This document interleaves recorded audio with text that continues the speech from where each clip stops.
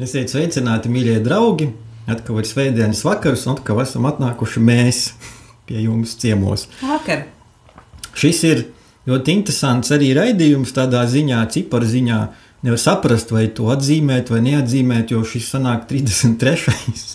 raidījums, un kā zināms, tas ir tāds dīvains skaitlis. Protams, tas ir tāds nelāks skaitlis dažiem, citiem atkal ļoti skaists skaitlis. Man ļoti patīk šis skaitlis, man asociējās ar Jēzus 33. dzimšanas dienu, ja? Bet katram ir savs. Jā, katram ir savs, tāpēc tas skaitās arī tur tās masonu ložu skaitlis un tā, un mums ir tādi ļaudis, kas ļoti vērīgi seko tam visam līdzi un atrod arī lietas, kur viņi īstenībā nemaz nav.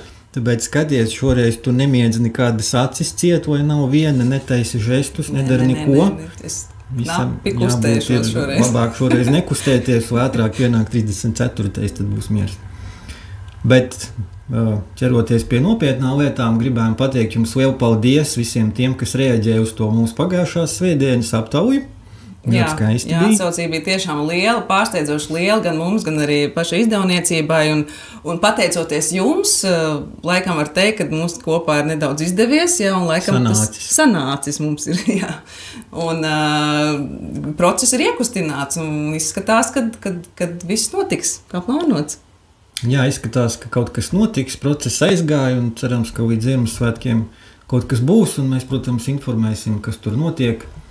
Ko mēs jau šonedēļ. Šī nedēļa bija arī tāda zīmīga, pagāja tās augtās Stambulas konvulsijas zīmē. Jā, bijām uz protestu. Jā, protams, ka tā viņa ņemšanās tur turpinās, un tad jau vēl arī būs jāiet vēl uz kādu protestu droši vien. Jā, visi aicināti, kuriem rūp mūsu nākotne, vienu vai otru iemeslu dēļ. Jā, vismaz sanāt kopā, vismaz parunāt vienam un otru vienmēr vajag, to mēs arī darām. Jā, atrast veidus un iemesls, kāpēc ne kaut ko nedarīt, mēs visi mākam labāk, viens par otru labāk, bet kaut ko izdarīt tomēr ir labāk. Tāpēc mēs atkal esam atnākuši pie jums ar savām kārtējām pasakām par neeksistējušiem globālistiem, viņu absurdajiem plāniem, visu to, ko viņi dara, jo nekā tāda nav, bet situācija ir sekojoša.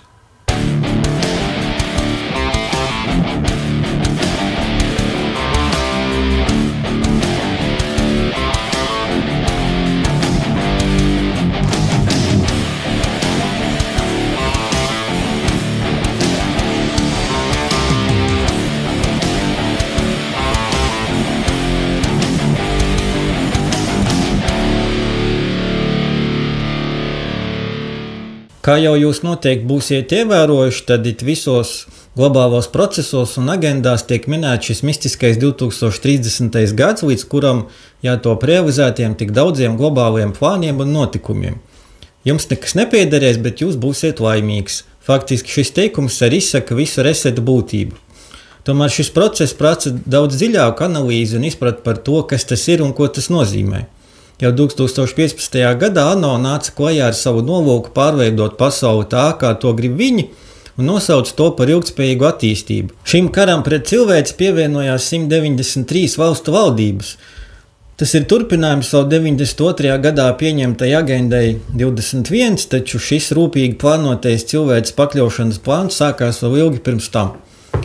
Un visu šo laiku lielākā sabiedrības daļa vai vispār neko nezina par to, vai arī dzīvo ilūzijā, ka šie globālistu definētie punkti, jeb mērķi ir kaut kas labs cilvēcei. Tie ir 17 tās augtās ilgtspējības mērķi, kas uz papīra izskatās gan pievilcīgi, taču katrs no tiem nes sevī pavisam citu nozīmi, un tāpēc ir nepieciešams aplūkot katru no tiem sīkāk un salīdzināt ar reāliem notikumiem pasaulē. Jo tikai tā iespējams skaidri saskatīt viņu patiesos nolūkus, sagatavoties un turēties tam visam pretī. Jo realitātē šie mērķi ir pilnīgi pretēji tam, kas tiek sludināts, un šiem oligarhiem ir vajadzīgi ne jau labi ēduši, izglītoti un veseli cilvēki, bet tieši pretēji slimi, nošpricēti, dumi un izmirstoši ļaudis, no kuriem ātrāk ir jātiek vaļā. Šī ir ļoti plaša tēma, jo šajos 17 galvenajos mērķos ir vēl 169 mazāki mērķīši un 230 indikātori, kas rāda sasniegtos rezultātus. Tāpēc iesāksim aplūkot šos 17 galvenos mērķus ar pretnostatīšanu tam, kas reāli notiek pasaulē. Iesāksim kaut ar pirmajiem 7, lai reāli būtu saprotams, kādu ilūziju mums cenšas iebarot. Pirmais mērķis – nekādas nabadzības. Mēs kopā varam pabarot izsaukušos, izskaust slimības un dot ikvienam pasaulē iespēju dzīvot produktīvu, bagātu dzīvi. Bet kas notiek?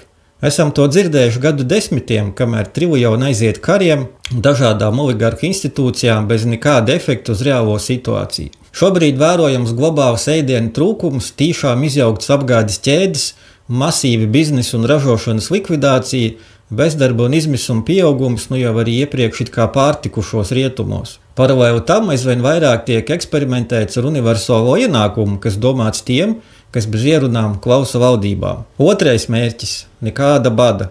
Izbeigt badu, nodrošināt ēdienu drošību, uzlabot kvalitātu un ilgtspējīgu agrikultūru. Bet kas notiek?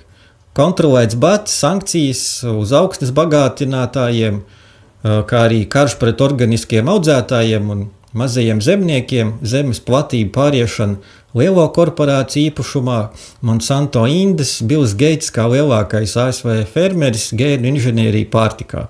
Trešais mērķis – laba veselība un labklājība. Nodrošināt veselīgu dzīvi visos vecumos.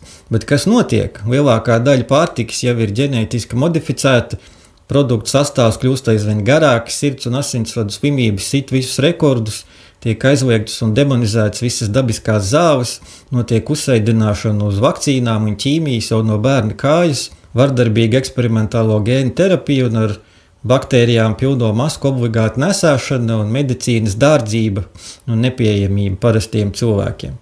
Ceturtais mērķis – kvalitatīva izglītība. Nodrošināt inkluzīvu un vienādas kvalitātes izglītību un iespējas mācīties dzīves garumā. Bet kas notiek? Masveida smadzeņu skalošana, rases un dženderismu teorijas, bērnu seksualizācija, pubertātes bloķēšana, piespiedu uzpurņu skolās, atteikums uzņemt studentus bez eksperimentālas potes, visas izglītības sistēmas degradācija un dārdzība. Taču jā, paklausības treniņš visas dzīves garumā, to viņi gribētu gan. Piektais mērķis – dzimuma līdztiesība. Sasniegt dzimumu līdztiesību visām sievietēm, politisku, ekonomisku un sociālu vienlīdzību, tas viss ir labi visas pasaules pilsoņiem. Bet kas notiek? Agresīvs feminisms, pašidentitātes izskalošana, karjerisms, ģimenes institūts, degradācija, vīriešu kā sugas demonizācija caur medijām, filmām un likumdošanu. Tas arī ir Stambulas konvencijas viens no mērķiem. Jaunas bezdzimuma paaudzes kultivēšana, kas noved pie šausmīgiem depresijas un pašnāvības skaitļiem. Sastais mērķis – tīrs ūdens un sanitāri apstākļi. Nodrošināt ilgspējīgu ūdens un tīrības menedžmentu visiem. Bet kas notiek?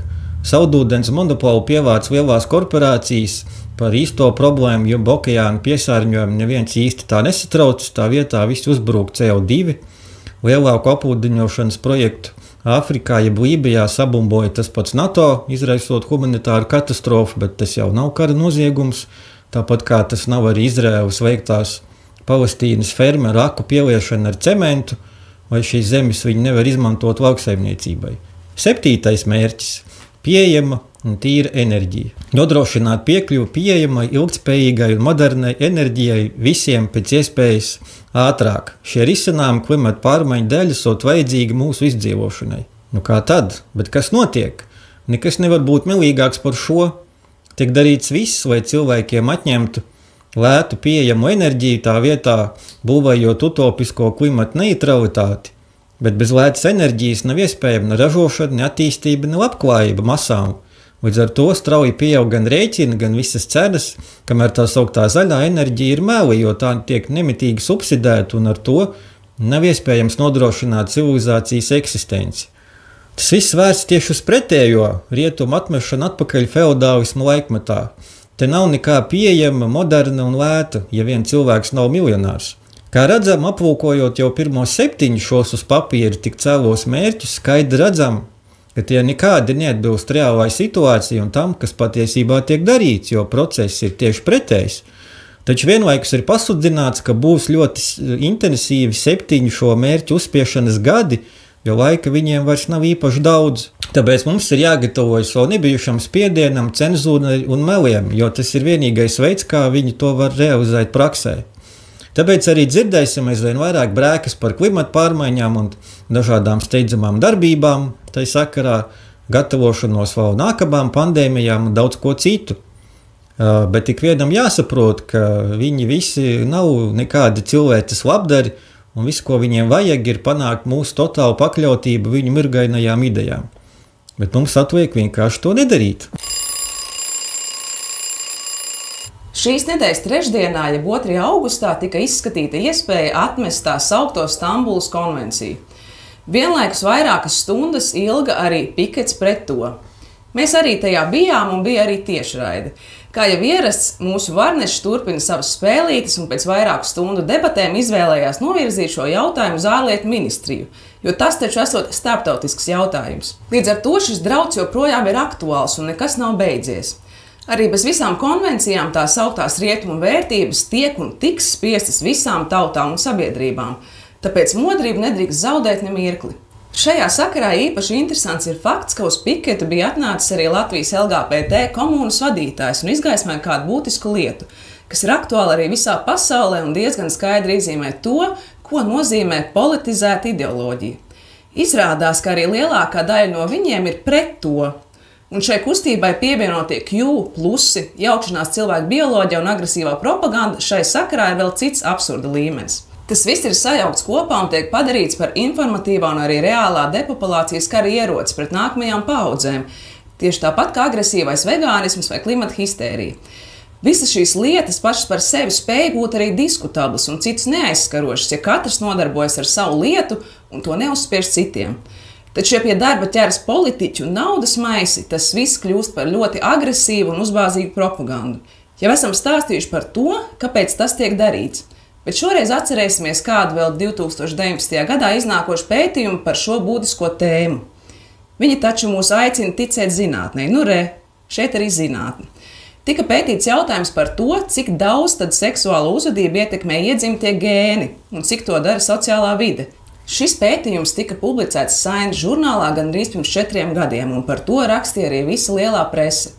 Tas balstās uz gandrīz 500,000 cilvēku ģenētiskajiem datiem. Tas faktiski saskan ar iepriekš veiktiem mazāka apjoma pētījumiem un apstiprina daudz zinātnieku aizdomas.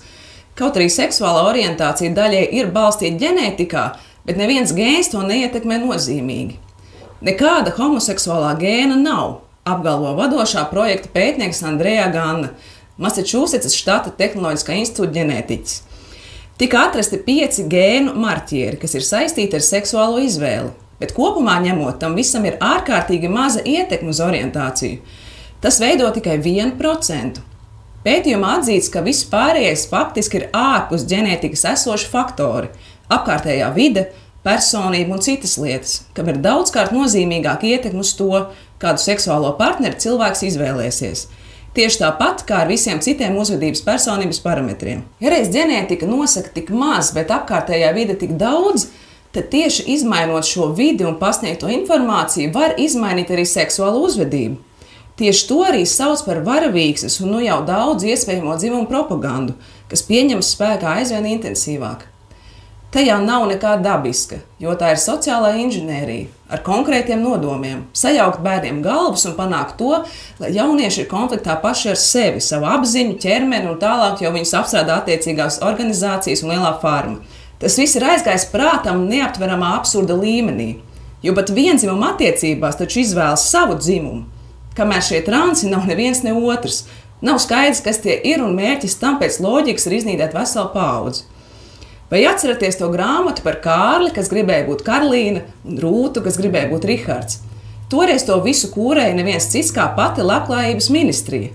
Tas bija vēl 2012. gadā, un toreiz daudzas nevalstiskās organizācijas, arī baznīcas cēla trauksmi, bet atbildīga un arī procesu nesaprotošie centās mierināt ar to, ka tā esot tikai sociālo ikdienas lomu pamainīšana. Kāpēc gan meitenes nevarētu spēlēties ar zēnu lietām un otrādi? Darīt viens otru darbus un tā tālāk. Protams, toreiz runa vēl nebija par dzimumu maiņu kā tādu, taču uz mūsdienu notikumu fona vajadzētu saprast to, kas ir Overtona loks, un ka tas strādā tieši tā. Vispirms mazliet iekustināt tēmu, paskatīties reakciju, un tad pamazām bīdīt savu lietu tālāk, padarot sākotnēji nepieņemamas lietas par apspriežamām, tad normālām, un tad arī piespiest tās beidzot pieņemt. Reizēm pat ar likumu spēku. Kā tas būs gadījumā ar šo pašu konvenciju, kur šāda tipa grāmatas un dzimumu sajaukšana būs kā obligāta prasība izglītībā. No šejienes attiecīgi tiks spērts nākamais solis, un tas jau ir strādāt pie tā, lai šī dzimuma izvēle vairs nav tikai kaut kāda vienas dienas spēlīte, bet nopietna bērna izvēle, ar ko viņu terorizēt laikā, kad viss, ko viņam vajag, ir vecāku mīlestība un uzmanība. Tāpēc ir tik svarīgi šādas lietas apcirst jau pašā saknē. Mums nav nepieciešams iziet visu to negatīvo pieredzi, kas rietumos par šo tēmu jau ir uzkrāta. Gudrs cilvēks taču mācās no citu kļūdām, vai ne tā? Aizvien vairāk varam vērot arī dažādu globālistu organizāciju intensīvo ķeršanos pie tā sauktās ēdienu sistēmu transformācijas. Par spīti tam, ka mums tiek stāstīts, cik tas viss būs labi un pareizi, ikvienam taču vajadzētu būt skaidram, ka centieni aizvietot ierasto cilvēcisko pārtiku ar dažādiem insektiem un visādām modifikācijām, tas tomēr nav normāli. Kāpēc viņi to dara? Šeit jāatceras arī vēsturiskie fakti par to, ka ēdiens un palīdzība ar to kā ierocis un politisks instruments tiek izmantots jau sen. Vēl 70. gados Pasaules ēdienu konferencē izskanēja šī doma par to, ka ASV tādā veidā šantažē mazāk attīstītas valstis, lai piespiest tās kontrolēt savu populāciju, vienlaikus izsūcot to resursu savām vajadzībām.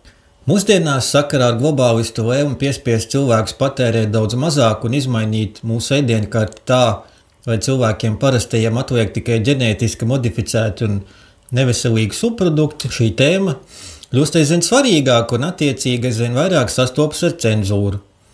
Ko tad šeit būtu jācenzē? Tak jau to, lai cilvēki atkal nesaprastu un nespētu aizdomāties, kāds ir visu šo procesu patiesais nolūks. Šai reizi aplūkosim vēl kādu globālistu iniciatīvu saistībā ar pārtiku.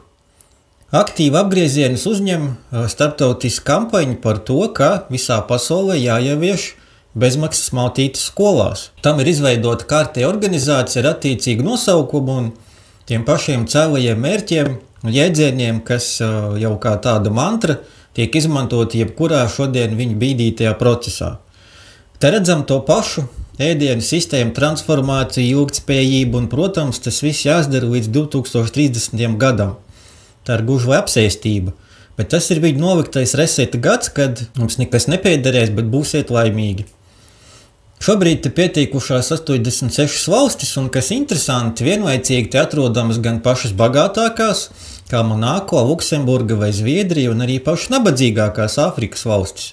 Un jā, šeit atrodam arī Latviju. Vai zinājāt, ka tas tika izdarīts burtiski nu pat 13. jūlijā, un to paveic Zemkopības ministrija? Bet par to atrodams tikai neliels rakstīņš tādā portālā reitingi.lv, kur citēt Zemkopības ministrs Šmits. Ēdināšana skolās ir plašāks jautājums, kas saistīts ne tikai ar vietējās pārtikas produktu nodrošinājumu skolāniem, bet arī ar rūpēm par skolu jaunatnes veselību, veselīgi sēšanas paradumu veidošanu visu turpmāko dzīvi, atzīmē Zemkopības ministrs. Rodas jautājums, vai tiešām Latvijā līdz šim nav bijis saprotams, kas ir normāla pārtika, kā pabarot bērnus, bet ir vajadzīgs pievienoties atkal kaut kādām globālistu organizācijām un pārņemt sazin kādu pasaules pieredzi šādos jautājumos. Protams, viss šeit kļūst skaidrs, ja paskatās, kas šo visu bīda un kā jūs domājat, kas te izlien atkal. Protams, mūsu vecie labie draugi, Rockefeller fonds un daudzas citas globālistu organizācijas kā UNICEF, atkal PVO un pārējie. Bet kā gan citādi? Vai tad mēs kaut ko zinām par uzturu un bērnu veselību bez viņu vadlīnijām un mūžīgajiem padomiem? Un vēl viņa ēdināšanas projekta lapā var izlasīt arī par dženderu līdztiesību un atsevišķu valstu apņēmību ieviest digitalizētu ēdienu uzskaiti. To jau šogad rudenī apņems izdarīt, piemēram, Kenija. Līdz ar to pamazām kļūst skaidrs, ap ko te patiesībā lietas grozās un ka pavelti sievas ir tikai peļu slazdā. Vai cik jauki izklausās šie globālisti solījumi un pasakas par to, ka bērniem vajag bezmaksas maltītes, līdztiesību un visu pārējo, realitātē šeit glūna pavisam kas cits, un zinot iepriekšējo gadu notikumus un viņu nākotnes plānus, nav grūti iedomāties, kas tas varētu būt. Ja reiz tas pats Rockefeller fonds un pārējie ir radījuši gan abortistu, gan eugēnistu kustības, atbalstījuši visas Covid laika izdarības, nošpricēšanu ar eksperimentālām substancēm caur šantāžu, un to ir atbalstījuši teju visas pasaules valdības, tad vai tiešām kāds tic viņu labajiem nodomiem par bezmaksas maltītēm bērniem, vai cik arī skaisti un vajadzīgi tas patiesībā būtu? Tiem pašiem bērniem, kuru pēc viņu uzskatiem pasaulē ir tik ļoti par daudz, īpaši trešajās pasaules valstīs.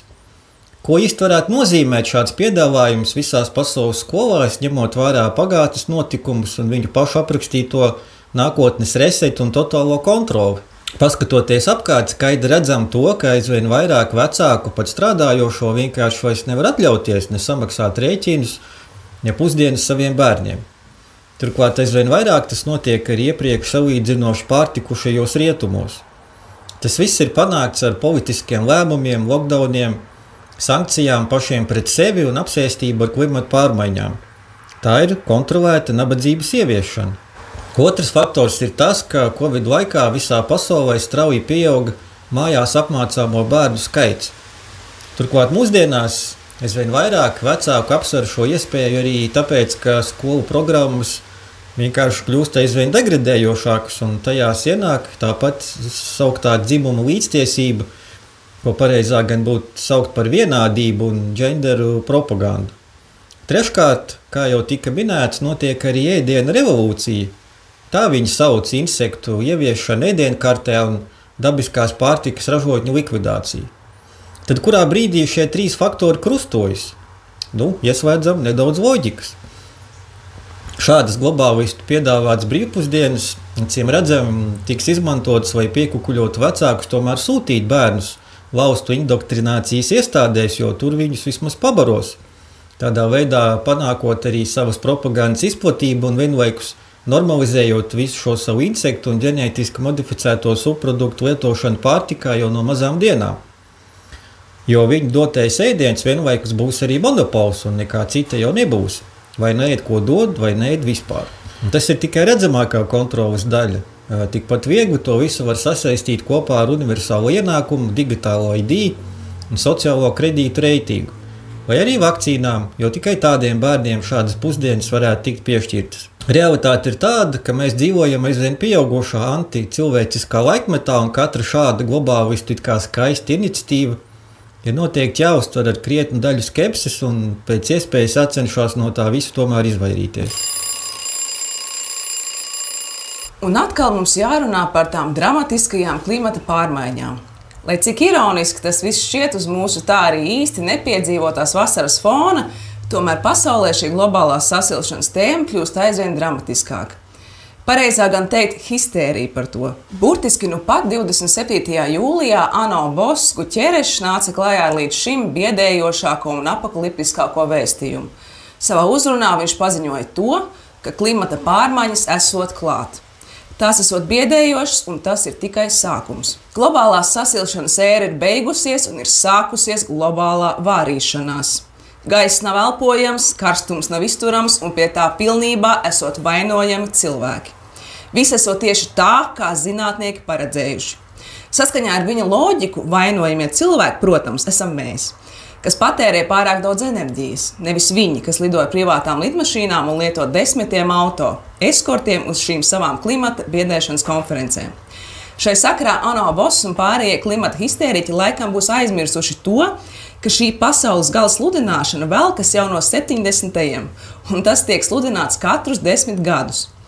Izkusīs ledāji, pacelsies okeāna līmenis un tā tālāk. Turklāt toreiz viņi sludināja nevis sakaršanu, bet tieši otrādi – ledus laikmetu. Spriežot pēc mūsu vasaras, šis pareģojums izskatās pat ticamāks. Tā arī nekas nav noticis un negrasās notikt. Miljardieri turpina iegādāties un apbūvēt piekrastes rajonus visā pasaulē, neliekoties nezinis par kaut kādu ūdens pacelšanos. Paskatieties, kā īsi pirms Guterreša apokalipses runas temperatūra aprakstīja Britu presē. Eiropu sitīs 48 grādu karstums, 2 karstuma viļņi, kas turklāt nosaukt kā Cerbers un Harons. Jā, tas 3 galvenais elles sargs un dvēseļu pārcēlājs uz viņa pasaules, saskaņā ar grieķu mitoloģiju. Nu lūk, nāk elles liesmas un apokalipse, ko pēc tam izziņoja arī ANO tribīnes. Īpaši atkal minēta Itālija. Ja atceraties, tad arī Covid baiļu porno Eiropā sākās tieši tur, un tagad atkal tas pats scenārijs. Bet kā īsti bija ar tām ēles liesmām, un kur šeit ir manipulācija, ja neskaita apzinātu panikas celšanu? Viss sākās ar 13. jūlija Eiropas kosmosa aģentūras ziņojumu par to, ka Eiropai draud šis karstuma vilnis un Sicīlijā līdz pat 48 grādiem. To tad arī izkliedza Eiropas presē un apzīmēja ar elles, suņiem un liesmām. Un tikai pēc tam, 18. jūlijā, šī pat aģentūra papildināja šo savu ziņojumu, norādot to, ka šie dati ir gūti izmantojot nevis ierasto temperatūras mērīšanas metodi, bet tie ir dati no Sentinel-3 satelīta, kurš atrodas 815 km augstumā un kas mēra temperatūru uz Zemes virsmas, jeb izturoto radiāciju. Ko tas nozīmē? Pat ja tas patiešām ir spējīgs veikt tādus mērījumus, notiek precīzus grādus, tad ikvienam ir zināms, ka temperatūra un sakarsušas virsmas tiešo saules staros vienmēr būs ievērojami augstāka kā pats gaiss. Tieši tāpēc reālie mērījumi visā pasaulē notiek pēc vienota standarta, un to var izlasīt kaut mūsu pašu meteolapā. Mērījums jāveic īpašā tornī, kas nosegts no tiešiem saules stariem un atrodas 2 metru augstumā virs Zemes. Un tikai pēc tam, vēlreiz papildinot savu sākotnējo manipulatīvo ziņojumu, arī kosmosa aģentūras ziņojumā tika atzīts tas, ka Zemes temperatūra, saprotams, ir daudz augstākā gaisā. Tad arī vairākos laikrakstos, kā Vācu Spiegel, sākotnējā histērija tika klusiņām izlabota, pievienojot šo jauno informāciju par to, ka visi šie plus 48 vēl vairāk grādi, kas redzama no kosmosa, patiesībā ir uzkarsušās Zemes temperatūra, kam nav sakara ar reālajiem gaisa temperatūras mērījumiem. Un arī virs 40 grādiem Eiropas dienvidos nav nekas neparasts. Taču tas netraucēja iznest šo paniku visā pasaulē un paziņot, ka visi degs elles liesmās, ja tūlīt pat netiks kaut kas darīts. Melo viņa arī citviet. Tāpēc gadās noķert šādus kuriozus kā Korsikā, Francijā. Ārējais termometrs rāda par 10 grādiem zemāku temperatūru, kā to rāda turpat uz ekrāna ziņās. Kā redzams, nekas pēc būtības nemainās. Nu pat tieši tāpat tika radīta planetārā Covid histērija. Visos TV un ziņās griezās miroņu skaitītāji, viss tika pasviests zem briesmīgā vīrusa, un tikai pēc tam izrādījās, ka miršanas iemesli tur vispār bija pavisam citi. Taču vajadzēs uzražot šo biedējošo statistiku, lai iegrūstu visiem eksperimentālās potes. Viss skaitījās Covid nāves, 2 nedēļas pēc pozitīva testa, bet nāve tūlīt pēc potes automātiski bija kaut kas cits. Tagad schēma ir tieši tāda pati, lai iebiedētu cilvēks ar kārtējo pasaules galu. Jāķers pie tām pašām nožēlojamajām metodēm un atklātas datu viltošanas. Viņu steiga panika ir saprotama. Tas pats ANO ir skaidri paziņojis, ka ir tikai 7 gadi, lai panāktu iekavēto un ieviestu visas savas globālās kontrolas metodas un plānus, jo 2030. gads jau nav aiz kalniem. Tāpēc arī panikas un baiļu celšanas mašīna strādā uz pilnu jaudu. Un šis ir viens no daudziem piemēriem, kā tieši tas notiek. Pašu izdomāta problēma un pašu piedāvātais risinājums. Vienmēr tā pati klasiskā muļķošanas schēma. Vai tiešām viņiem atkal izdosies tas pats triks? Kas tas ir valsts? Esam nodzīvojuši 30 gadus it kā neatkarīgā valstī un pēkšņi tāds jautājums. Bet tā nu ir sanācis, ka atrodamies situācijā, kurā pasaule ir pilnīgi apgriezusies otrādi un nekas nav tā, kā līdz šim likās. Arī šajos būtiskajos jautājumos daudziem vēl nav skaidrības, kas vispār ir valsts, kam vajadzētu būt valstī, un vai tas, kas mums ir, vispār atbilst tādam jēdzienam. Jau daudzus gadu desmitus varam vērot sabiedrības un valsts erozijas procesu, virzību uz globālismu, nospraustajiem totālās kontroles un tautu izpostīšanas plāniem, un tāpēc daudziem ir jautājums un arī apjukums par to, bet ko tad darīt? Skaidrs, ka vēlēšanas neko īsti nemaina, jo varu ir sagrābis viens konkrēts grupējums, kur uzdevums ir arī realizēt visus šos globālos plānus šeit pie mums. Tā ir tāda no sabiedrības atšķeltā piramīdas augša, kam vairs nav saiknes ar reālajiem cilvēkiem, tieši tā, kā tas ir attēlots uz dolāra zīmes. Lai kādam gribētos atrast kaut kādas ātras zāles, diemžēl izmainīt šādu elites pūļu sabiedrību nav tik vienkārši, jo tas prasa pamatīgu sabiedrības izglītošanos tieši pārvaldes jautājumos. Tam ir vajadzīgi tā sauktie sociālie lifti, kad pārvaldē var iekļūt reāli zinoši ļaudis, nevis ideoloģiski apstrādātie. Būtībā esam turpat, kur bijām pirms 100 gadu, pilnīgas dzimbūšanas apstākļos. Izejot no tā, nav cita ceļa, kā darīt to pašu, ko toreiz darīja pirmie jaunatvieši, un tas ir izglītojošais darbs, lai cilvēki sāk saprast vismaz pamatlietas. kas tad īsti ir suverenitāte un kas ir valstiskums, jo tā jau dzīvot var arī zirgu stallī, un ja saimnieks kaut ko atmet vēderi tiesai, tad kam vajag vēl ko vairāk? Tieši tāda domāšana, diemžēl, arī ir mūsu sabiedrības krietnai daļai, bet tiem, kas vēlas saprast vairāk, ir vajadzīga informācija, kādu skolās un ziņās neviens īsti nestāstīs. Tad kas īsti ir valsts? Tiek pieņemts, ka valsts tas ir teritorija, karogs, himna, iedzīvotāji. Ar šādu skaidrojumu cilvēki parasti arī dzīvo un tālāk nedomā, izņemot tos, kas iedziļinās analītikā un cenšas izprast pārvaldes principus. Tad lūk, šoreiz mazliet par to, kas tad ir valsts un kas ir pārvalde, vai pareizāk teikt, kam tam vajadzētu būt dabiskos apstākļos. Mēs nevaram gribēt kaut kādas pārmaiņas, ja nav saprotams šīs pamatlietas. Šī ir vienkāršo teorija, ar kuras palīdzību ik viens var saprast, kas tad šobrīd notiek un vai tas ir jāmaina. Valsts kā forma, tā ir teritorija, akvatorija, gaisa telpa, uz ko attiecas konkrētā pārvaldība, un tie ir arī iedzīvotāji, protams, kuri dzīvo šajā teritorijā. Bet valsts kā funkcija, tā ir sabiedrības pašpārvaldes sistēma, kura ārējo un iekšējo faktoru un spiedienu apstākļos nodrošina tautas attīstību vai vismaz izdzīvošanu, saglabājot tās kultūru un identitāti un skaitu.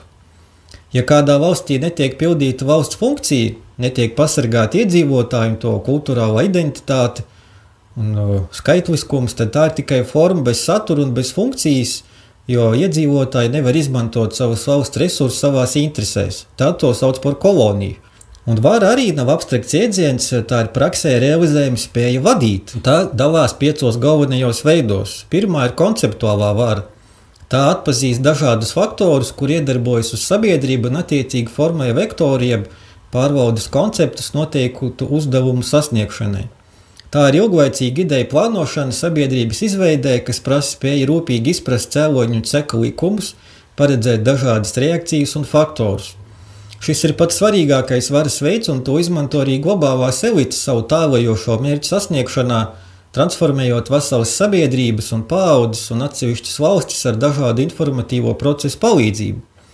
Tāda vara pēc būtības ir autoritāra, jo šo varu nevar izprast ne caur vienu politisko iekārtu, bet tā stāv pāri jebkurai no tām. Vai kāda valsts varētu būt šādas globālas politikas subjekts, tad tai jāpiemīt noteiktam skaitam nepieciešamo kompetenci un tās līderim jābūt apveltītam ar spēju valdīt konceptuāli, plānot valsts un tautas attīstību gadu desmitiem uz priekšu.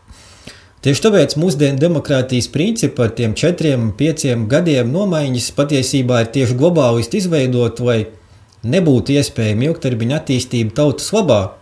Viņiem ir nepieciešama regulāri kadru rotācija konkrētu uzdevumu veikšanai. Ievērot arī to, ka tie, kurus sauc par diktatoriem un kurus rietumi bieži cenšas gāzt, tie ir tie, kas realizē ilgtermiņa stratēģiju savas valsts labā un par to arī tiek demonizēti, apsaukāti par nedemokrātiskiem autokrātiem un bieži arī nogalināti. Tālāk šīs galvenās varas realizācijai seko nākamie līmeņi. Ideoloģiskā vara, tā apstrādā izvirzīto koncepciju un padara to saprotamu sabiedrībai. Likumdevēja vara piešķir šai koncepcijai juridiskas formas, ar kurām tad notiek valsts sociālās dzīves regulēšana.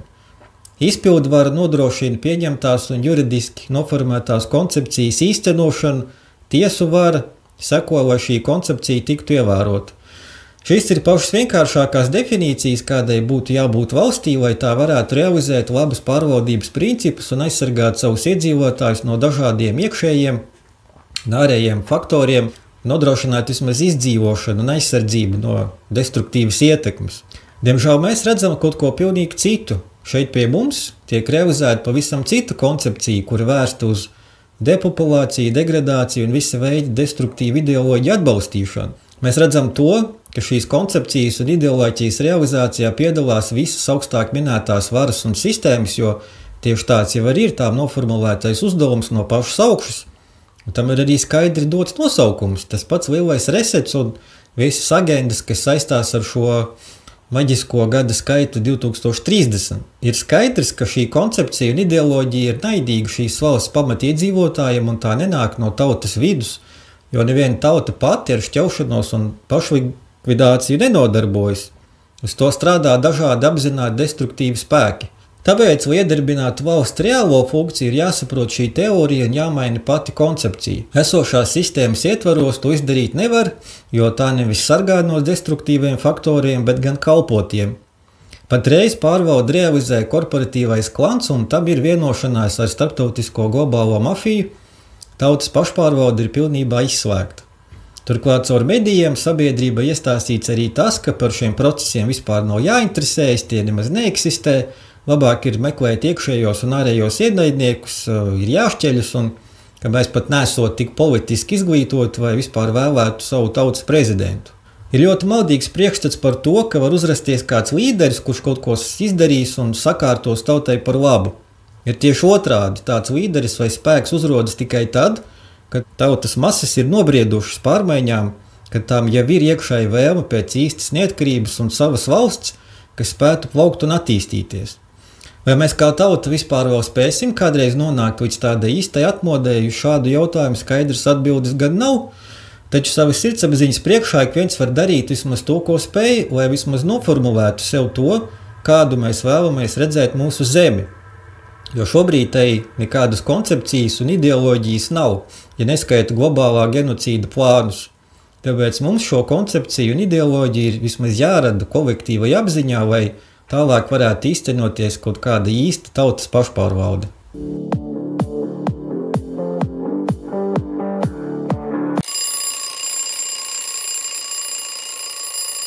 Un tā tad mēs cenšamies pieturēties pie pašu radītas koncepcijas par to, ka reizēm nepietiek tikai runāt, reizēm arī kaut kas ir jādara, kaut kur jāiziet, kaut kur jāizbrauc, jāparunājas ar cilvēkiem.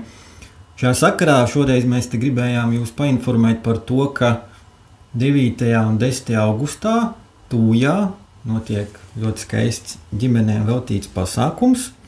Visu to informāciju, tur būs links, ko mēs ieliksim pēc komentāros, bet tā doma ir tajā, ka tur ir savākušās 20 ģimenes ar bērniem, un tas pasākums ir 2 dienu garumā, kur būs visādas aktivitātes pie jūras, ugunskuris, rotaļas, visādi klubiņi, sarunas. Tātad saucās Vislatvijas ģimeņu sajiets Tūjā 2023. Un kuru gadu jau tas notiek mums? Es saprotu, ka 3. Jau 3. gadu. Saprotu, ka tas ir pasākums ģimenēm, balstīts uz skaistām, labām vērtībām, brīnišķīgs kopā pavadīts laiks ar spēlēm, ar sadraudzību, ar vienkārši tāds brīnišķīgs dienas, ko mēs varam pavadīt kopā viens ar otru. Būs arī, saprotu, sarunas. 2. dienā ir uzaicināti dažādi cilvēki arī no domu biedriem, es tā saprotu. Jā, mēs arī tur plānojam būt, tā kā kaut vai, ja gribat ar saviem bērniem vai tur jāpaskatās, jāuzzina konkrēti, ja vai obligāti ar bērniem jābrauc, vai jūs varat braukt divatā paši ar sevi. Paši ar sevi, jā. Jā, links būs komentāros, tā kā droši varat aplūkot Vislatvijas ģimeņu sajiets, un mēs tur būsim 9. 10. augusts, tā kā mīļi gaidīt, atbalstīsim viens otru, kas kaut ko mēģina darīt, lai padarītu šo zemi par labāku, lai padarītu mūsu bērnus sevi pašu laimīgākus.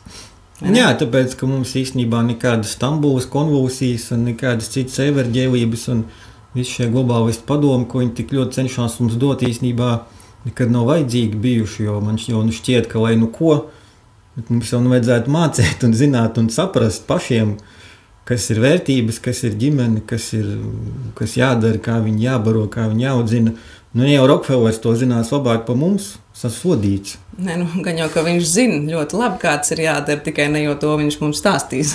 Viņš zina, kā savu klānu tas nav izdevīgi, izaudzēt, bet tas ir mazliet citādāk. Jā. Tā kā tā, ja kāds vēlās, tad šo informāciju varat izlasīt, iepazīties un pagaidām tad uz tikšanos, ja kas tad pēc 2 nedēļām atkal. Jā, paldies par uzmanību un visu labu. Visu labu.